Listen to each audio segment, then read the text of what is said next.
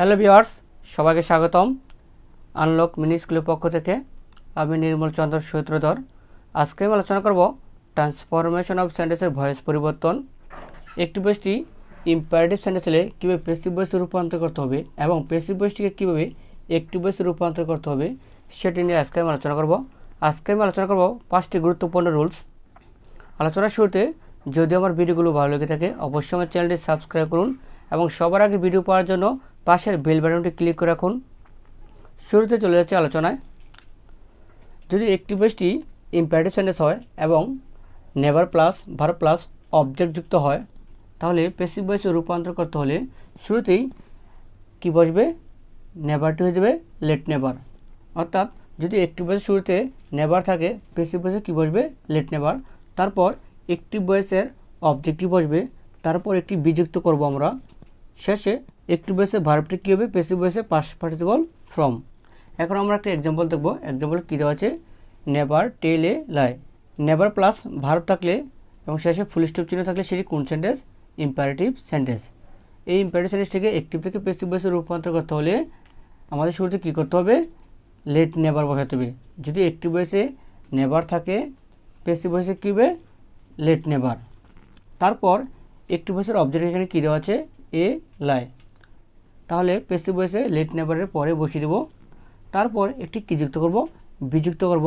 শেষে অ্যাক্টিভ ভয়েসে যে ভার্বটি দেওয়া আছে প্যাসিভ ভয়েসে কী হবে? Past participle from. তাহলে টেল ভার্বটির পাস্ট পার্টিসিপল ফ্রম হচ্ছে টোল্ড। এভাবেই নেভারযুক্ত অ্যাক্টিভ ভয়েসটিকে প্যাসিভ ভয়েসে রূপান্তর করা যায়। এখন যদি late never a lie be told এই প্যাসিভ ভয়েসটিকে অ্যাক্টিভ ভয়েসে রূপান্তর করি, তাহলে কীভাবে করব?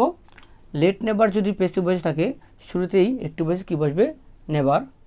তারপর প্যাসিভ ভয়েসে যে ভার্বটি দেওয়া আছে সে ভার্বটি প্রেজেন্ট ফর্ম বসাবো। অর্থাৎ টোল্ড ভার্বটির প্রেজেন্ট ফর্ম হচ্ছে টেল। তারপর আমরা বিটি উঠিয়ে দিব। শেষে লেট নেভারের পর যে সাবজেক্টটি দেওয়া থাকবে সেটি প্যাসিভ ভয়েসে কী হবে? অবজেক্ট হিসেবে বসে যাবে। এভাবেই লেট নেভারযুক্ত প্যাসিভ ভয়েসটিকে অ্যাক্টিভ ভয়েসে রূপান্তর করা যায়। এখন আমি আলোচনা করব রুলস টু। রুলস টুতে কী দেওয়া আছে? যদি অ্যাক্টিভ ভয়েসটি ইম্পারেটিভ সেন্টেন্স হয় এবং তার মধ্যে অ্যাডভার্ব থাকে, তাহলে প্যাসিভ ভয়েসে ঘটনাটি হবে এই নিয়ম অনুসারে। অর্থাৎ তখন শুরুতে বসবে লেট, তারপর অ্যাক্টিভ ভয়েসের অবজেক্ট, তারপর একটি বিযুক্ত হবে এবং অ্যাক্টিভ ভয়েসের যে ভার্বটি দেওয়া থাকবে প্যাসিভ ভয়েসে কী হবে? তার পাস্ট পার্টিসিপল ফ্রম, তারপর অ্যাডভার্বটি বসবে। অর্থাৎ এক্ষেত্রে আমাদের অবশ্যই মনে রাখতে হবে যদি অ্যাক্টিভ ভয়েসে অ্যাডভার্ব শুরু থাকে বা শেষে থাকে, প্যাসিভ ভয়েসে অবশ্যই শেষে বসবে। অর্থাৎ শুরুতে থাকলেও শেষে বসবে, শেষে থাকলেও শেষে, মাঝে থাকলেও শেষই বসবে।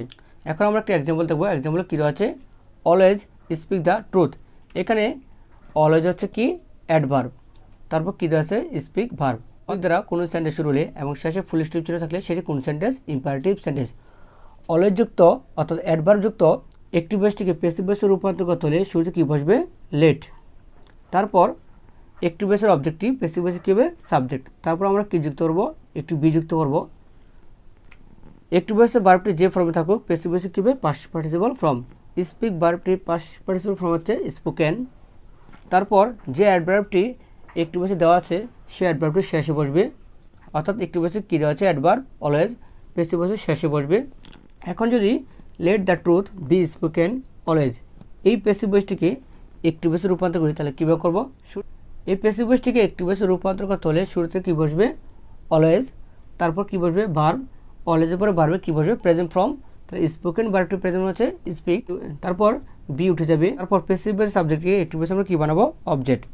অর্থাৎ আমাদের অবশ্যই মনে রাখতে হবে অলওয়েজ অ্যাডভার্বটি কেন শুরুতে বসেছে? কারণ অলওয়েজ অ্যাডভার্বটি স্পিক ভার্বটিকে মডিফাই করেছে। অর্থাৎ তার জন্য অলওয়েজ ভার্বের পূর্বে বসবে। এখন আমি আলোচনা করব রুলস নম্বর 3। রুলস নম্বর 3তে কী দেওয়া আছে? যদি অ্যাক্টিভ ভয়েসে প্লিজ কাইন্ডলি থাকে, তাহলে প্যাসিভ ভয়েসে রূপান্তর করতে হলে প্লিজ কাইন্ডলি পরিবর্তে কী হবে? You are requested to. আমাদের অবশ্যই মনে রাখতে হবে অ্যাক্টিভ ভয়েসে ইম্পারেটিভ সেন্টেন্সটি প্লিজ কাইন্ডলি দ্বারা শুরু হতে পারে এবং তারপর অবশ্যই একটি ভার্ব থাকবে। রুলসে কী দেওয়া আছে? Please kindly. যদি অ্যাক্টিভ ভয়েসটি ইম্পারেটিভ সেন্টেন্স হয় এবং প্লিজ কাইন্ডলি দিয়ে শুরু হয়, তাহলে প্যাসিভ ভয়েস করতে হলে ইউ আর রিকোয়েস্টেড টু হয়ে যাবে। এখন আমরা একটা এক্সাম্পল দেখব। এক্সাম্পল কী দেওয়া আছে? Please help me. অর্থাৎ এই অ্যাক্টিভ ভয়েসটি কী দ্বারা শুরু হয়েছে? প্লিজ দ্বারা শুরু হয়েছে এবং তারপর হেল্প কি? ভার্ব। শেষে কিছু না, ফুল স্টপ চিহ্ন। তার মানে অ্যাক্টিভ ভয়েসটি কোন সেন্টেন্স? Imperative sentence. এই অ্যাক্টিভ ভয়েসটিকে পেসিভ ভয়েসে রূপান্তর করতে হলে প্লিজের পরিবর্তে কী বসবে, ইউ আর রিকোয়েস্টেড টু। তারপর বাকি অংশ বসে যাবে। এভাবেই অ্যাক্টিভ ভয়েসটিকে পেসিভ ভয়েসে রূপান্তর করা যায়।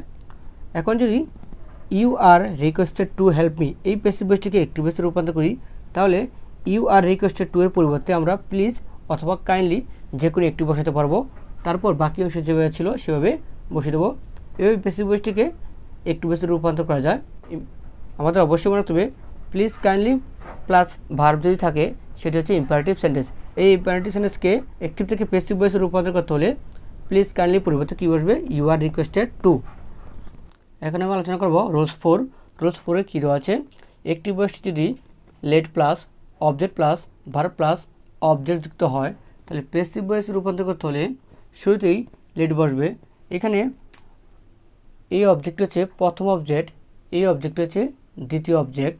আমাদের অবশ্যই মনে রাখতে হবে লেটের পর কী বসবে, দ্বিতীয় অবজেক্ট অর্থাৎ শেষের অবজেক্টটি বসবে। তারপর কী যুক্ত হবে, বিযুক্ত হবে। তারপর অ্যাক্টিভ ভয়েসে ভার্বটি যে ফর্মে থাকুক পেসিভ ভয়েসে কী হবে, পাস্ট পার্টিসিপল ফ্রম। তারপর একটি প্রিপজিশন বসবে বাই, শেষে প্রথম অবজেক্টটি বসবে। এখন আমরা একটা এক্সাম্পল দেখবো। এক্সাম্পলে কী দেওয়া আছে, লেট হিম ডু দ্য সাম। এখানে সেন্টেন্সটি কী দ্বারা শুরু হচ্ছে, লেট দ্বারা, এবং শেষে কী চিহ্ন, ফুল স্টপ চিহ্ন। তার মানে সেন্টেন্সটি কোন সেন্টেন্স, ইম্পারেটিভ সেন্টেন্স। লেটযুক্ত ইম্পারেটিভ সেন্টেন্সটিকে অ্যাক্টিভ থেকে পেসিভ ভয়েসে রূপান্তর করতে হলে লেট সরাসরি লেটই বসবে। তারপর অ্যাক্টিভ ভয়েসের যে দ্বিতীয় অবজেক্টটি ছিল সেই দ্বিতীয় অবজেক্টটি লেটের পরে বসবে। তারপর আমরা কী যুক্ত করবো, একটি বিযুক্ত করব। তারপর অ্যাক্টিভ ভয়েসে যে ভার্বটি দেওয়া থাকবে সেই ভার্বটি কী হবে, পাস্ট পার্টিসিপল ফ্রম। তারপর অ্যাক্টিভ ভয়েসে লেটের পর যে অবজেক্টটি দেওয়া ছিল পেসিভ ভয়েসে বসবে কি, শেষে, অর্থাৎ প্রথম অবজেক্টটি বসবে পেসিভ ভয়েসের শেষে। এখন যদি let the sum be done by him এই পেসিভ ভয়েসটিকে অ্যাক্টিভ ভয়েসে রূপান্তর করি তাহলে কীভাবে করবো আমরা, শুরুতে লেটই বসবে, তার কারণ প্রিপজিশনের পরে কী আছে, অবজেক্ট আছে। এই পেসিভ ভয়েসের এই অবজেক্টটিকে যদি অ্যাক্টিভ ভয়েসে বসাই তার পূর্বে অবশ্যই আমাদের লেট যুক্ত করতে হবে। তাহলে পেসিভ ভয়েসের অবজেক্টটিকে অ্যাক্টিভ ভয়েসে আমরা অবজেক্টে রূপান্তর করব এবং তার পূর্বে অবশ্যই কী বসবে, লেট বসবে। তারপর পেসিভ ভয়েসের ভার্বটির অ্যাক্টিভ ভয়েসে কী হবে, প্রেজেন্ট ফর্ম। ডান ভার্বটির প্রেজেন্ট ফর্ম হচ্ছে ডু।